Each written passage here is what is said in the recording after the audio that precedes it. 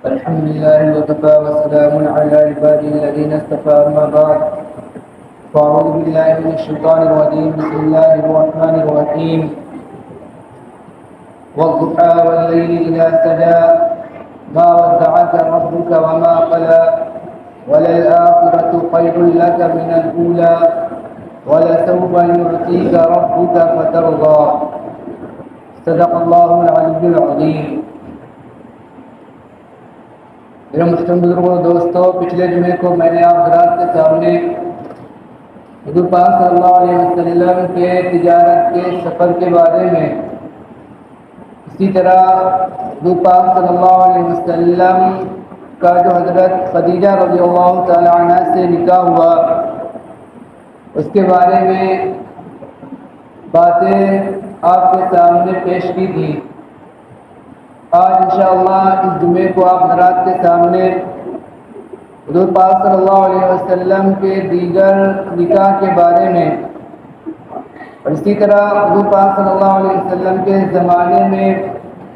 جو بیت اللہ شریف کی تعمیر کا واقعہ پیش آیا، ان باتوں کے بارے میں آپ کے سامنے کچھ باتیں پیش کرنے کی کوشش کروں گا. اللہ رب العزت سے دعا کریں کہ اللہ تعالیٰ سچی بات کہنے کی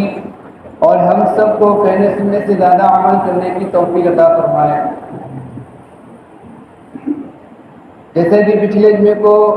یہ بتایا گیا تھا کہ جب حضور پاک صلی اللہ علیہ وسلم کی عمر مبارک 25 سال ہوئی تو آپ صلی اللہ علیہ وسلم کا نکاح حضرت خدیجہ رضی اللہ تعالی عنہ سے 20 اونٹ مہر کے بدلے میں ہوا. حضرت خدیجہ رضی اللہ تعالی عنہ پہلے ہی سے 2 شوہروں سے بیوہ تھی اور حضرت خدیجہ رضی اللہ تعالی عنہ کے چند بچے بھی تھے. حضور پاک صلی اللہ علیہ وسلم کا جب حضرت خدیجہ رضی اللہ تعالی عنہ سے نکاح ہوا تو حضور پاک صلی اللہ علیہ وسلم کی عمر مبارک 25 سال تھی اور حضرت خدیجہ رضی اللہ تعالی عنہ کی جو عمر تھی وہ 40 سال کی عمر تھی. اللہ تعالیٰ نے حضرت خدیجہ رضی اللہ تعالی عنہ کو عزت و شرافت سے بھی نوازا تھا اور مال و دولت سے بھی خوب نوازا تھا. بڑے بڑے عرب کے سرداروں نے حضرت خدیجہ رضی اللہ تعالی عنہ کو نکاح کا پیغام دیا، لیکن آپ نے کسی کے پیغام کو قبول نہیں کیا. لیکن جب حضور پاک صلی اللہ علیہ وسلم کے اخلاق کو دیکھا، آپ صلی اللہ علیہ وسلم کے کمالات کو، اوصاف کو جب انہوں نے دیکھا اور اللہ تعالیٰ نے حضرت خدیجہ رضی اللہ تعالی عنہ کے دل میں یہ بات ڈالی کہ آپ تو حضور پاک صلی اللہ علیہ وسلم کی زوجہ بننے کا شرف حاصل کریں، تو خود حضرت خدیجہ رضی اللہ تعالی عنہ نے اپنی سہیلی کے ذریعے سے حضور پاک صلی اللہ علیہ وسلم کو نکاح کا پیغام بھیجا. چنانچہ حضور پاک صلی اللہ علیہ وسلم کا نکاح حضرت خدیجہ رضی اللہ تعالی عنہ سے ہو گیا اور آپ صلی اللہ علیہ وسلم کی عمر مبارک 25 سال اور حضرت خدیجہ رضی اللہ تعالی عنہ کی عمر جو تھی وہ 40 سال کی تھی. آپ صلی اللہ علیہ وسلم نے اپنی زندگی کا ایک بہت بڑا حصہ حضرت خدیجہ رضی اللہ تعالی عنہ کے ساتھ گزارا اور آپ صلی اللہ علیہ وسلم کی جتنی بھی اولادیں ہیں صرف ایک صاحبزادے حضرت ابراہیم رضی اللہ تعالی عنہ کو چھوڑ کر جتنے بھی اولادیں ہیں وہ سب کی سب حضرت خدیجہ رضی اللہ تعالی عنہ سے ہیں. اللہ تعالیٰ نے حضور پاک صلی اللہ علیہ وسلم کو حضرت خدیجہ رضی اللہ تعالی عنہ کے ذریعے 7 اولادیں عطا فرمائی، 3 بیٹے عطا فرمائے، قاسم، طیب، طاہر. تینوں بیٹوں کا انتقال حضور پاک صلی اللہ علیہ وسلم کے سامنے بچپن کی حالت میں ہو گیا اور اللہ تعالیٰ نے آپ صلی اللہ علیہ وسلم کو 4 بیٹیاں عطا فرمائی، حضرت زینب، حضرت رقیہ، حضرت ام کلثوم، حضرت فاطمہ رضی اللہ عنہا. ان میں سے 3 جو بیٹیاں تھیں ان کا انتقال حضور پاک صلی اللہ علیہ وسلم کی زندگی میں آپ صلی اللہ علیہ وسلم کے سامنے ہو گیا اور چوتھی بیٹی یعنی حضرت فاطمہ رضی اللہ تعالی عنہ کا نکاح حضور پاک صلی اللہ علیہ وسلم کے اس دنیا سے تشریف لے جانے کے بعد 6 مہینے کے بعد انتقال ہوا۔ تو حضور پاک صلی اللہ علیہ وسلم نے حضرت خدیجہ رضی اللہ تعالیٰ عنہ کے ساتھ اپنی زندگی کا ایک بہت بڑا عرصہ گزارا۔ آپ صلی اللہ علیہ وسلم نے جب حضرت خدیجہ رضی اللہ تعالیٰ عنہ سے نکاح کیا تھا تو آپ صلی اللہ علیہ وسلم کی عمر مبارک 25 سال کی تھی، اور جب حضرت خدیجہ رضی اللہ تعالیٰ عنہ کی وفات ہوئی تو حضور پاک صلی اللہ علیہ وسلم کی عمر مبارک اس وقت تقریباً 50 سال کی تھی۔ گویا کہ 25 برس کا عرصہ حضور پاک صلی اللہ علیہ وسلم نے حضرت خدیجہ رضی اللہ تعالیٰ عنہ کے ساتھ گزارا۔ پھر آپ کی وفات کے بعد حضرت خدیجہ رضی اللہ تعالیٰ عنہ کی وفات کے بعد حضور پاک صلی اللہ علیہ وسلم نے حضرت سودا رضی اللہ تعالیٰ عنہ سے نکاح فرمایا، وہ بھی ایک بیوہ تھی۔ پھر ان کے بعد حضرت عائشہ رضی اللہ تعالیٰ عنہ سے نکاح کیا، پھر دیگر ازواج مطہرات سے حضور پاک صلی اللہ علیہ وسلم نے نکاح فرمایا۔ یہ آپ صلی اللہ علیہ وسلم نے جو متعدد نکاح کیے، 11 آپ صلی اللہ علیہ وسلم نے نکاح کیے ہیں، یہ جو آپ صلی اللہ علیہ وسلم نے دین کی ضرورت کی تکمیل کے لیے آپ صلی اللہ علیہ وسلم نے نکاح فرمائے۔ اس لیے کہ بعض جو اسلامی دشمن جو ہیں، بعض جو دشمنان جو اسلام ہیں، بعض جو غیر مسلم حضرات ہیں، وہ جو یہ اعتراض کرتے ہیں اور یہ سوال کرتے ہیں کہ اور یہ کہتے ہیں کہ نعوذ باللہ صلی اللہ علیہ وسلم نے جو یہ متعدد نکاح کیے ہیں یہ آپ نے اپنی ضرورت کے لیے نکاح کیے ہیں، آپ نے اپنی خواہش کی تکمیل کے لیے آپ نے نکاح کیے ہیں۔ حالانکہ آپ صلی اللہ علیہ وسلم نے جتنے بھی یہ نکاح فرمائے ہیں یہ سب کے سب نکاح آپ صلی اللہ علیہ وسلم نے دین کی ضرورت کی تکمیل کے لیے آپ صلی اللہ علیہ وسلم نے نکاح فرمائے ہیں۔ چنانچہ اور آپ دیکھیں کہ آپ صلی اللہ علیہ وسلم نے حضرت خدیجہ رضی اللہ تعالیٰ عنہ کے ساتھ جب نکاح کیا تو آپ صلی اللہ علیہ وسلم کی عمر مبارک 25 سال کی تھی، اور تمام عرب کے اندر، مکہ کے اندر حضور پاک صلی اللہ علیہ وسلم کی شہرت تھی۔ سب آپ صلی اللہ علیہ وسلم کو صادق اور امین کے لقب سے پکارتے تھے، اور آپ صلی اللہ علیہ وسلم کا جو خاندان تھا وہ بہت ہی اعلیٰ خاندان تھا۔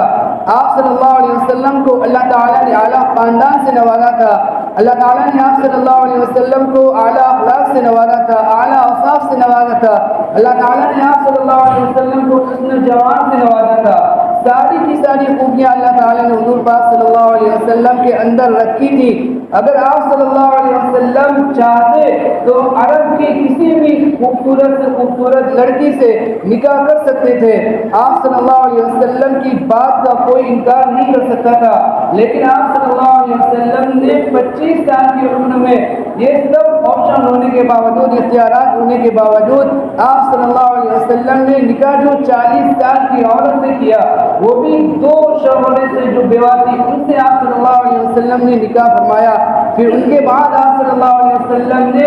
ان کے وفات کے بعد 50 سال کی آپ صلی اللہ علیہ وسلم کی تقریباً عمر تھی، اس کے بعد آپ صلی اللہ علیہ وسلم نے دیگر نکاح فرمائے۔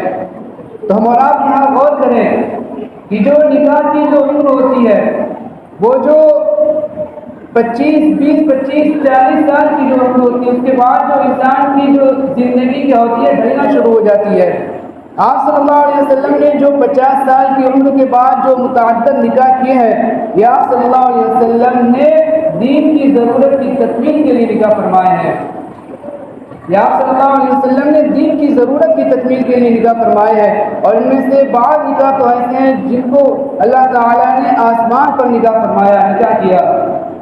بعض نکاح ایسے بھی ہیں کہ وہ نکاح اللہ تعالیٰ نے آسمان پر کیے۔ چنانچہ قرآن مجید کے اندر بھی آیت اللہ تعالیٰ نے اتاری ہے، نازل فرمائی، فَلَمَّا قَضَىٰ زَيْدٌ مِنْهَا وَطَرًا زَوَّجْنَاكَهَا لِكَيْ لَا يَكُونَ عَلَيْكَ حَرَجٌ۔ اس میں جو ایک ایسا نکاح جو ہے، اس نکاح کو اللہ تعالیٰ نے آپ صلی اللہ علیہ وسلم کا یہ نکاح جو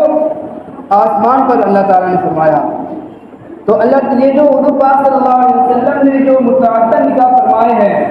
ہم اور آپ غور کریں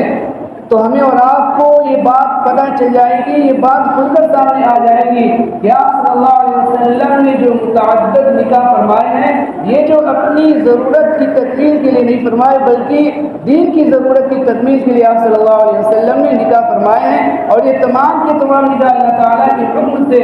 آپ صلی اللہ علیہ وسلم نے نکاح فرمائے ہیں، اور اس کے اندر ان تمام نکاحوں کے اندر بڑی جو مصلحتیں ہیں، بڑی حکمتیں اللہ تعالیٰ نے ان تمام نکاح کے اندر رکھی ہوئی ہیں۔ چنانچہ ہم اور آپ دیکھیں کہ حضور پاک صلی اللہ علیہ وسلم نے حضرت ام حبیبہ رضی اللہ تعالی عنہ سے نکاح فرمایا۔ حضرت ام حبیبہ رضی اللہ تعالی عنہ حضرت ابو سفیان رضی اللہ تعالی عنہ کی صاحبزادی ہے۔ حضرت ابو سفیان رضی اللہ تعالی عنہ اسلام لانے سے پہلے انہوں نے حضور پاک صلی اللہ علیہ وسلم سے 2 جنگیں لڑی، سپاہ سالار بن کر جو حضور پاک صلی اللہ علیہ وسلم سے 2 جنگیں لڑی، لیکن جب ان کی بیٹی سے آپ صلی اللہ علیہ وسلم کا نکاح ہو گیا تو پھر وہ کیا پڑ گئے؟ وہ نرم پڑ گئے۔ اسی طرح عورتوں کے اندر اللہ رب العزت نے شرم و حیا کا جو مادہ رکھا ہے، عورتوں کے اندر شرم و حیا زیادہ ہوتی ہے۔ عورت اپنے مسائل کو دوسروں کے سامنے بیان کرنے سے شرماتی ہے، اس کو حیا آتی ہے۔ اس لیے وہ جو عورتیں کیا ہوتی ہیں، اپنے مسائل دوسرے کے سامنے بیان کرنے سے ان کو شرم آتی ہے، حیا آتی ہے۔ اللہ تعالیٰ نے حضور پاک صلی اللہ علیہ وسلم کے جو نکاح کے اندر حضور پاک صلی اللہ علیہ وسلم کی جو نکاح کے اندر متعدد ازواج اس لیے رکھی تاکہ عورتیں حضور پاک صلی اللہ علیہ وسلم کی ازواج سے اپنے سوال، اپنی باتیں بیان کریں، اور پھر وہ ازواج مطہرات حضور پاک صلی اللہ علیہ وسلم کے سامنے ان کی باتوں کو پیش کر کے جواب طلب کریں، اور پھر جواب کو ان عورتوں کے سامنے کیا ہے، ان کو بیان کریں، ان کو سمجھائیں۔ اس طرح کی بہت ساری حکمتیں اور مصلحتیں حضور پاک صلی اللہ علیہ وسلم کے متعدد نکاح فرمانے میں۔ اس لیے کہ سب سے پہلی بات تو یہ ہے کہ خود اللہ تعالیٰ کے حکم سے حضور پاک صلی اللہ علیہ وسلم نے متعدد نکاح فرمائے، دین کی ضرورت کی تکمیل کے لیے حضور پاک صلی اللہ علیہ وسلم نے نکاح فرمائے، اور ان تمام نکاح کے اندر اللہ تعالیٰ نے بڑی بڑی حکمتیں، بڑی بڑی مصلحتیں اللہ تعالیٰ نے رکھی تھیں، بڑی بڑی حکمتیں اور مصلحتیں پوشیدہ تھیں۔ اس لیے جو یہ اعتراض کرتے ہیں، جو یہ سوال کرتے ہیں، جو آواز اٹھاتے ہیں، اور اپنی کتابوں کے اندر جو اس طرح کی گندگیاں اور مغلظات اور غلیظات جو انہوں نے بھر رکھی ہیں، ان کا یہ اعتراض کرنا، یہ سوال کرنا کیا ہے، یہ ان کے ذہن کی جو گندگی کو ظاہر کرتا ہے۔ تو یہ جو حضور پاک صلی اللہ علیہ وسلم کے نکاح سے متعلق یہ جو باتیں تھیں، پھر آپ صلی اللہ علیہ وسلم کی جب عمر مبارک جو 35 سال کی ہوئی، 35 سال کی جب آپ صلی اللہ علیہ وسلم کی عمر مبارک ہوئی تو کعبۃ اللہ اس کے اندر اس کی دیواریں کمزور ہو گئی تھی، اس کو جو لوگوں نے دوبارہ تعمیر کرنے کا مشورہ کیا، اس لیے کہ اس کی دیواریں کمزور ہو گئی تھی، اس کی بنیادیں جو تھی وہ بھی کمزور ہو گئی تھی، تو لوگوں نے آپس میں مشورہ کیا کہ کعبۃ اللہ کو دوبارہ تعمیر کیا جائے۔ تو جب یہ مشورہ کیا گیا تو لوگوں نے یہ بھی مشورہ کیا کہ دوبارہ جو تعمیر کیا جائے گا کعبۃ اللہ چونکہ اللہ تعالیٰ کا گھر ہے، اس کے اندر جو ہم پیسہ لگائیں گے وہ صرف اور صرف حلال کا پیسہ لگایا جائے گا، حرام کا پیسہ کعبۃ اللہ کی تعمیر کے اندر نہیں لگایا جائے گا، اس لیے کہ اللہ کا گھر ہے۔ زنا کاری کا، سود کا، یا جوا کے ذریعے سے یا ڈاکہ زنی کے ذریعے سے جو پیسہ حاصل ہوگا، ہم اس پیسے کو کعبۃ اللہ کی تعمیر کے اندر نہیں لگائیں گے، بلکہ حلال پیسے کو، حلال کمائی کو ہم کعبۃ اللہ کی تعمیر میں لگائیں گے۔ چنانچہ لوگوں نے کعبہ کی تعمیر کے لیے پیسے اکٹھا کیے، اور پیسے اکٹھا کرنے کے بعد کعبہ کی تعمیر شروع ہو گئی، اس کی بنیادیں مضبوط کی گئی، اور پھر اس کو بنانا شروع کیا گیا، اس کو اٹھانا شروع کیا گیا، لیکن پیسوں کی کمی ہو گئی، پیسے کم پڑ گئے۔ اس وقت جو ایسا زمانہ نہیں تھا، وسعت کا زمانہ، خوشحالی کا اتنا زمانہ نہیں تھا، بلکہ تنگستی کا زمانہ تھا، اس لیے دوبارہ پیسے اکٹھا کرنا مشکل تھا۔ اس لیے لوگوں نے مشورہ کیا کہ ایسا کیا جائے کہ کعبۃ اللہ کا کچھ حصہ چھوڑ دیا جائے، اس لیے کہ اگر کعبۃ اللہ کا پورے کعبۃ اللہ کی اگر تعمیر کی گئی تو چھت جو نہیں ڈل پائے گی، تو کعبۃ اللہ کا تھوڑا سا حصہ جو چھوڑ دیا گیا، اور پھر اس کے بعد انہوں نے جو کعبۃ اللہ کی تعمیر کرنے کے بعد اس کے اوپر چھت ڈال دی گئی۔ اس کے اندر بھی اللہ رب العزت کی بڑی حکمت اور مصلحت تھی، اس لیے کہ کعبۃ اللہ کا جو حصہ وہ چھوڑا گیا ہے، وہ جو حصہ حتیم کے پاس کا وہ حصہ ہے۔ آدمی جب حج کرنے جاتا ہے، جب وہ کعبۃ اللہ دیکھے گا تو حتیم ہے، ایک جگہ حتیم ہے، حتیم کے جانے آنے کا جو راستہ ہے وہ تھوڑا سا ایک راستہ ہے، وہ کعبۃ اللہ کا حصہ ہے۔ اللہ تعالیٰ کی اس کے اندر بڑی مصلحت اور حکمت یہ تھی کہ اللہ تعالیٰ نے کعبۃ اللہ کے اندر کا اتنا حصہ چھڑوا دیا تاکہ ہم جیسے غریب لوگ بھی کعبۃ اللہ کے اندر داخل ہو سکیں۔ حالانکہ وہ بھی کیا، وہ کعبۃ اللہ کا حصہ اندر کا حصہ ہے، لیکن اللہ تعالیٰ نے ہمارے آپ جیسے لوگوں کے لیے کہ جن کے لیے کعبۃ اللہ کے اندر جانا کیا مشکل ہے، اللہ تعالیٰ نے ایک تھوڑا سا حصہ کیا کر دیا، کعبۃ اللہ کا وہ چھڑوا دیا تاکہ ایک عام انسان بھی اس کو بھی کعبۃ اللہ کے اندر داخل ہونے کا شرف حاصل ہو جائے۔ تو جب حضور پاک صلی اللہ علیہ وسلم کی عمر مبارک 35 سال کی ہوئی تو پھر یہ کعبۃ اللہ کی تعمیر کا مسئلہ پیش آیا،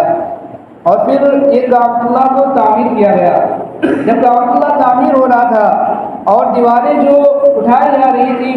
دیواریں جو اونچی کی جا رہی تھی، اور حجر اسود کو جب رکھنے کا مسئلہ آیا تو لوگوں کے اندر اس کے سلسلے میں لڑائی جھگڑا شروع ہو گیا، جنگیں شروع ہو گئی، لڑائی شروع ہو گئی۔ لوگ یہ کہتے تھے، زمانے جاہلیت کا زمانہ تھا، زمانے جاہلیت تھا، لوگوں کا یہ خیال تھا کہ اگر فلاں قبیلے کے کسی شخص نے حجر اسود کو رکھ دیا تو ہمارے قبیلے کی یہ کیا ہو جائے گی، بے عزتی ایک طرح سے ہو جائے گی، ہمارا قبیلہ نیچا ہو جائے گا۔ اس لیے لوگوں کے درمیان آپس میں اختلاف ہو گیا، لڑائی جھگڑا شروع ہو گیا، اور کئی دن تک یہ اختلاف اور لڑائی جھگڑا چلتا رہا۔ بلاخر اس کے اندر ان میں ایک سردار تھے، انہوں نے لوگوں سے کہا کہ ہم لوگ آپس میں کب تک لڑتے رہیں گے، ایسا کرو کہ ہم آپس میں یہ رائے یہ طے کریں کہ سب سے پہلے جو بیت اللہ کے اندر داخل ہوگا ہم اس کو جو اپنا مشیر بنا لیں گے، وہ جو رائے دے گا اس کی رائے کو ہم اور آپ کیا کریں گے، قبول کریں گے۔ تو تمام کے تمام لوگ اس پر راضی ہو گئے، متفق ہو گئے۔ پھر جب صبح کے وقت میں دیکھا انہوں نے کہ بیت اللہ کے اندر، کعبۃ اللہ کے اندر سب سے پہلے جو شخص آ رہے تھے وہ حضور پاک صلی اللہ علیہ وسلم تھے۔ لوگوں نے جب حضور پاک صلی اللہ علیہ وسلم کو دیکھا تو لوگوں نے کہا یہ تو امین ہیں، یہ امانت دار ہیں، ہم ان کے فیصلے پر، ان کی رائے پر کیا ہے، راضی ہیں۔ تو انہوں نے حضور پاک صلی اللہ علیہ وسلم کے سامنے اپنا سارا واقعہ پیش کیا، ساری بات بیان کی۔ حضور پاک صلی اللہ علیہ وسلم نے کہا کہ ایک چادر لے کر آؤ، ایک بڑی سی چادر لائی گئی، اور حضور پاک صلی اللہ علیہ وسلم نے کہا کہ جتنے بھی قبیلے کے لوگ ہیں، جتنے قبیلے والے ہیں، تمام کے تمام قبیلے کا ایک ایک نمائندہ یہاں پر آ جائے۔ تمام قبیلے کے ایک ایک شخص کو، نمائندے کو آپ صلی اللہ علیہ وسلم نے بلایا۔ پھر آپ صلی اللہ علیہ وسلم نے لوگوں سے کہا کہ یہ حجر اسود ہے، اگر آپ کی رائے ہو تو تمام لوگوں کی رائے پر میں اس حجر اسود کو اس چادر کے بیچ میں رکھ دوں۔ تو تمام لوگوں نے کہا کہ آپ رکھ دیجیے۔ حضور پاک صلی اللہ علیہ وسلم نے حجر اسود کو چادر کے بیچ میں رکھ دیا۔ پھر آپ صلی اللہ علیہ وسلم نے فرمایا کہ جتنے بھی قبیلے کے شخص ہیں، نمائندے ہیں، ایک شخص آپ صلی اللہ علیہ وسلم نے لیے تھے، یہ لوگ جو ہے کیا ہے، چادر کو پکڑے۔ تمام جو نمائندے تھے، ایک ایک شخص جو قبیلے کے لیے گئے تھے، انہوں نے چادر کو پکڑا۔ پھر آپ صلی اللہ علیہ وسلم وہ چادر جو حجر اسود جہاں رکھنا تھا وہاں تک لائی گئی۔ پھر آپ صلی اللہ علیہ وسلم نے ان سے کہا کہ اگر تمہارے لوگ کی اجازت ہو تو تمہارے لوگوں کی طرف سے میں یہ حجر اسود کو اس کی جگہ پر رکھ دوں۔ تو لوگوں نے کہا کہ آپ رکھ دیجیے۔ تو حضور پاک صلی اللہ علیہ وسلم نے حجر اسود کو اٹھا کر اس کی جگہ پر رکھ دیا۔ تو اس طرح جو ایک بہت بڑا جو جھگڑا ہونے والا تھا، ایک بہت بڑی لڑائی، اور لڑائی کی شکل جو اختیار ہو گئی تھی، اللہ تعالیٰ نے حضور پاک صلی اللہ علیہ وسلم کے ذریعے سے اس لڑائی اور جھگڑے کا اختتام فرما دیا۔ تو اللہ تعالیٰ نے ہمارے نبی حضور پاک صلی اللہ علیہ وسلم کے بچپن کو بھی انتہائی صاف و شفاف بنایا تھا، اور اللہ تعالیٰ نے حضور پاک صلی اللہ علیہ وسلم کی جوانی کو بھی اللہ تعالیٰ نے انتہائی صاف و شفاف اور پاکیزہ بنایا تھا۔ اس لیے ہمیں اور آپ کو حضور پاک صلی اللہ علیہ وسلم کی سیرت کا مطالعہ کرنا چاہیے، پڑھنا چاہیے، اور اپنے گھر والوں کو، اپنے بچوں کو، اپنی خواتین کو پڑھانا چاہیے، تاکہ ہماری زندگی کے اندر اس طرح کے عادات اخلاق حضور پاک صلی اللہ علیہ وسلم کے اوصاف بھی ہماری زندگی کے اندر آئے۔ وقت ہو گیا ہے، اپنی بات کو یہیں پاس ختم کر رہا ہوں۔ اللہ تعالیٰ سے دعا کریں کہ اللہ تعالیٰ ہم سب کو میرے سے زیادہ عمل کرنے کی توفیق عطا فرمائے۔ آمین۔